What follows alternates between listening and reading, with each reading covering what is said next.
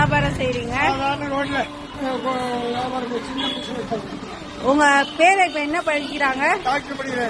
NEET exam எழுதினாங்களா? 2 வருஷம் படிக்க வச்சேன். அதனாலதானே இப்ப டாக்டர் சீட். நீட் எக்ஸாம் பத்தி என்ன நினைக்கிறீங்க நீங்க? நீட் எக்ஸாம் பத்தி ஏழை மாணவர்களுக்கு அது யூஸ்ஃபுல்லா தான் இருக்கு. ஏழைக்கு தான் முக்கியத்துவம். நாங்களாம் டாக்டர் கனவு கூட பார்க்க முடியாது. 14 ஜென்மம் கூட பார்க்க முடியாது.